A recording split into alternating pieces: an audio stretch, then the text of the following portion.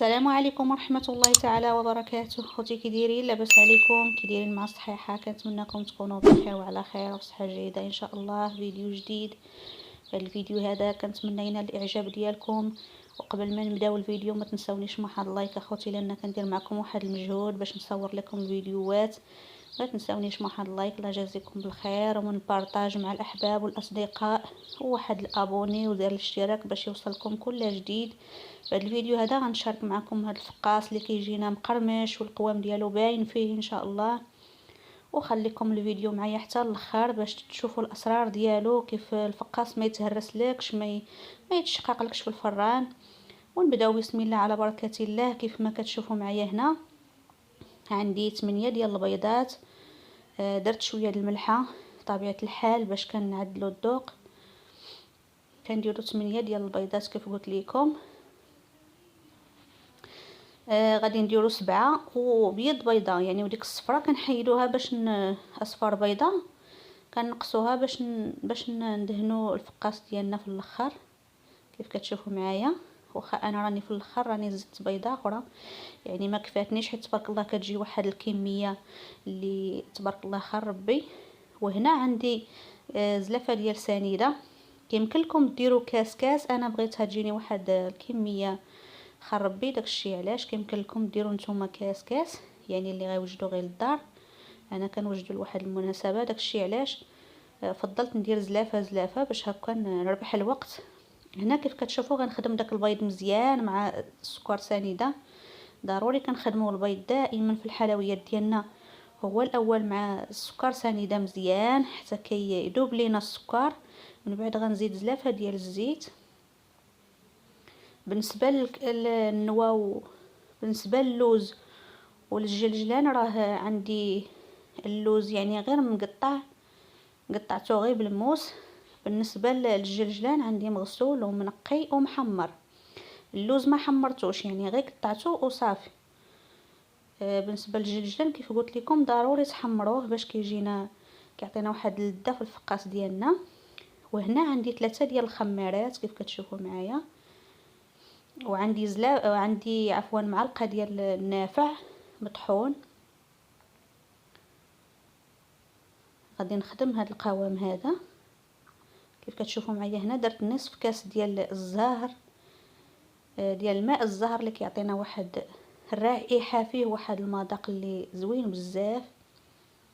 وتيبقى لكم الاختيار، ولكن الزهر اخوتي كيعطينا واحد المذاق وواحد الريحه وهو كيطيب غزاله في الفقاس. صافي هنا غنخدم هذا القوام مزيان. من بعد غيبقى لي غنضيف الدقيق اللي خاص بالحلويات وطبيعه الحال على حسب الخليط. صافي هنا غادي نضيف الدقيق، وانا كنخدم بالراس الاصابع يعني من الحلوى كيف كتعرفوا معايا اخوتي ما ندلكوهاش. بعد ما كنخدموا البيض والسكر والزيت في الاول يعني، في التالي ملي كندخلوا الدقيق كنبقاو ندخلوه غير دفعه بدفعه وبشويه كيف كتشوفوا غير بالراس الاصابع ديالنا.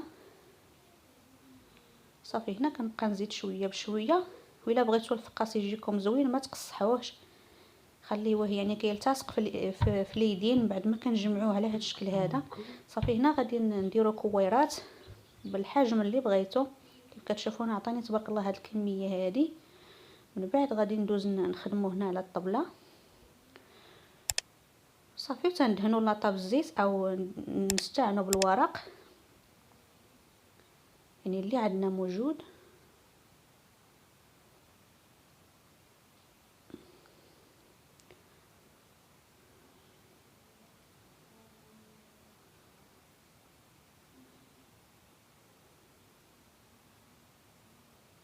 نتمنى الفيديو ينال الاعجاب ديالكم، يكون مفيد ليكم وانتم كتفرجوا اخوتي. ما تخسروا والو، ما تنسونيش واحد اللايك وواحد الكومونتير، الله يجازيكم بالخير باش هكا تحفزوني ونزيد نعطي الفيديوهات ان شاء الله.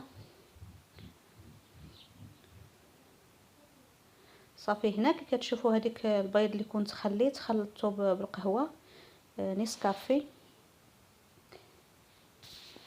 وغادي ندهن الفقاس ديالي كامل.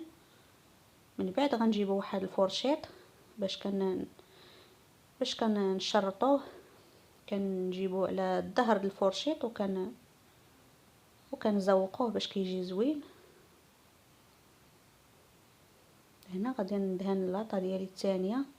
كيف كتشوفوا تبارك الله كيعطي واحد الكميه هائله.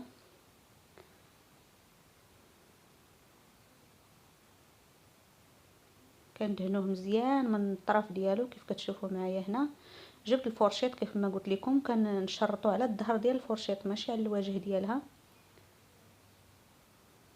كامل من جنيبات وكنجيبوا واحد الابره اللي ضروريه وكنتقبوه باش هكا ما يتفرقعش لكم ما يتنفخش لكم بزاف. هذا هو سر الفقاس. والسر الثاني هو من ديروه في الفران ما تسدوش الفران، خليوه منفس، يعني الباب ديال الفران خليوه منفسه باش هكا ما يتفرقعش لينا الفقاس، كيبقى كيف ما كنديروه على هذا الشكل هذا. خوتي كيف كتشوفوا انا هنا راه طاب عندي، ها هو ما تفرقع ما حتى شي حاجه كيف كتشوفوا معايا، ما فيه حتى شقار حتى شي حاجه.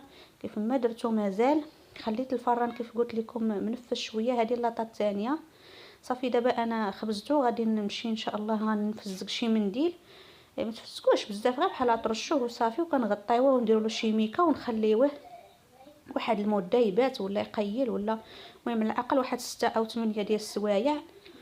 وسمحوا لي حيت راني قطعته ونسيت ما شاركتوش معاكم.